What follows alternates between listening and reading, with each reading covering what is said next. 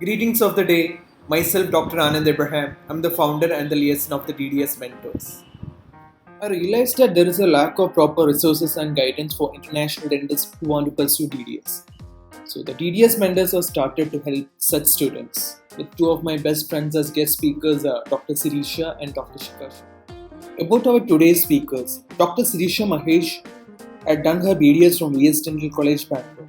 Then after that, she did a preceptorship in Pertondix from UCLA School of Dentistry and did a certificate in sustainability from UCLA.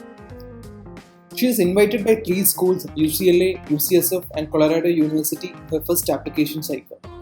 Then after that, she has graduated from Colorado School of Dental Medicine in 2019 and currently she is working as an associate dentist in Western Dental, California. About our next speaker, Dr. Shika Shah, she has done her BDS from MS Ramaiah Faculty of Dental Sciences, Bangalore. Then after that, she did a preceptorship in Parodontics from UCLA School of Dentistry and a dental assistant program from Dr. Benjamin in Santiago. She was accepted by UCLA in her first application cycle for the DDS program and she has graduated from UCLA School of Dentistry in 2019. And currently she is working as an associate dentist in Pacific Dental Services, California. So, our mission is to share quality and authentic information in its simplest form so as to guide potential dental students and dentists towards a successful career in the United States.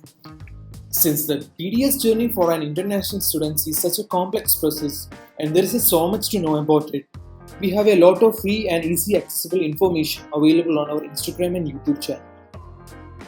We also offer other personalized services like group mentorship, personalized workshop, network and alumni connections, mock interviews, and bench test practice. Now, Dr. Sirisha and Dr. Shika will give a general overview of dentistry in the US. I really thank Dr. Sai for giving us this platform and all my regards to his channel Dentistry and More. Now, I welcome Dr. Sirisha and Dr. Shika. So thank you, Dr. Anand, for that introduction, and thank you, Dr. Zahir, for giving us the opportunity to basically share our knowledge with your viewer base on dentistry and more. It's our absolute pleasure to contribute to your channel. So let's talk about why someone would want to do DDS in the first place, right? So most of the time it's because of professional growth and sometimes personal reasons as well. So professional growth includes things like, stuff that is not included in our curriculum during our BDS. So this may include things like maybe molar endos or, basically posterior teeth endos or metal framework RPDs or posterior crowns or using digital impressions or using CAD/CAM technology. So all of these are not necessarily things that are part of our curriculum during the BDS, but is what you would get to learn here during your DDS. Aside from that, it could also be because of personal reasons. You might have to move here because of your family or spouse or for a better work-life balance. And one of the other reasons why a lot of people decide to choose DDS could be also the pay. In terms of the pay, it is very lucrative. You would earn about $120,000 to $200,000 right out of school. So this would depend on where you want to practice. So if you obviously are looking to practice towards cities where it's more saturated, then the pay would be lesser, whereas if you're willing to work in more remote places, the pay would be higher. One of the reasons why it's so lucrative is because there are not a lot of dentists who graduate every year because there are not a lot of dental colleges to begin with, so hence not a lot of dental graduates. While the pay is more of an advantageous thing, it is challenging in terms of paying for your tuition. So loans is something to keep in mind and fees and tuition is something to keep in mind. DDS is pretty pricey, but it is worth it. I would consider it as an investment. Some schools overall cost for 2-year education would be anywhere around $250,000. This is including your living expenses, and for other schools it can go up to $350,000 to $400,000. This is something to keep in mind, and this is when loans come into play. So a lot of people take private loans and some people take federal loans. So if you are someone who has US citizenship, which is not a lot of us, but if you do have US citizenship, you would qualify, be eligible to take a federal loan. Usually with federal loans, there are additional benefits, like if you join a non-profit, they might reimburse, or you have repayment options, and they might even waive off your student loan if you join the US military, things like that. But most people go for private loans. So private loans here are of two types. Private loans can be where you have a co-signer. So the co-signer is basically a US citizen, and they're co-signing your loan with you, because the reason a lot of banks ask for this is because if you were to for any reason default on your loan, the co-signer would be held liable to basically paying off your loan. So that's basically like their insurance policy, I would say. So most of the loans here require you to have a co-signer, but nowadays, within the last few years, there has been an introduction of basically loans where they give you the loan based on your future earning potential without asking you to provide a co-signer. So that is very beneficial, for many of us who might not have family and friends in the US and still want to consider moving here and not worry too much about the financial part of it.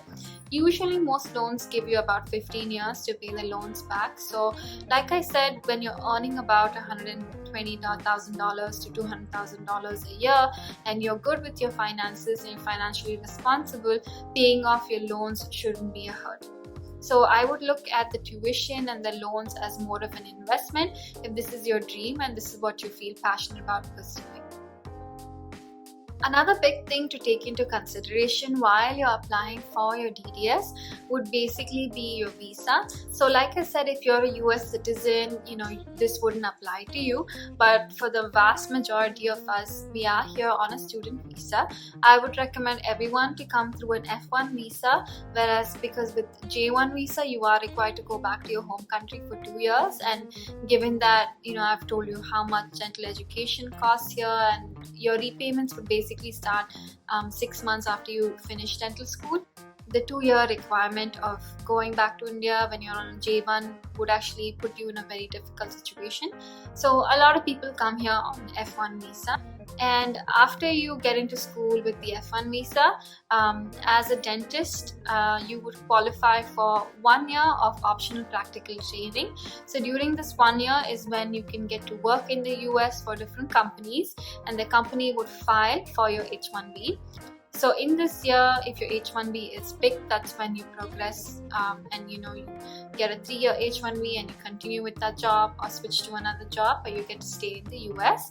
Whereas if you don't get picked in the lottery, which is a possibility, you might have to leave the US or consider moving to Canada, or you can also work for a non-profit where by default you get an H1B without having to go through the lottery system, and you can still continue to stay in the US. Another thing that I want to talk about is, there are some people who want to come to the US and they want to practice here, but they don't necessarily want to go through the DDS process.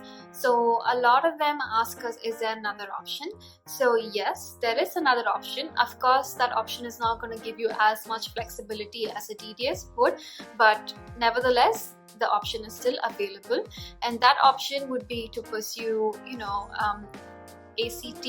ACT is Advanced Clinical Training. So when you do a 2-year ACT program, which is basically a certification course similar to a residency in a particular department, and you are qualified to give the state license exam, you would be eligible to practice in 5 US states. Not all of them, but 5 US states. So you would practice under you would be limited in terms of where you could practice, but you can still practice in the US. A lot of people also decide to go into MPH and then get into research, pursue that field. A lot of people get into health administration. So there are other avenues for people, especially dentists who want to come settle down in the US, who don't necessarily want to do a DDS. So of course, DDS is a challenge, but it's definitely worth it. The reason we're telling you all of this is so that you're aware of both the advantages and disadvantages before you dive head on into the DDS journey. It is a tasking journey, and Dr. Shah will go over the details about all of the application process and requirements soon. But I just wanted to give you guys a heads up on the scope of dentistry, why so many of us decide to come to do DDS in the US, what you can expect to earn right out of college, and about loans and the finances involved. Hey guys, I'm Dr. Shah, and I am very excited to talk to you today about the DDS application process in the United States. So, let me start with a rough timeline. The DDS application process lasts almost close to a year. It starts in March of every year, and then different schools have different deadlines. Some have the deadline in May, some in September, some in, even December.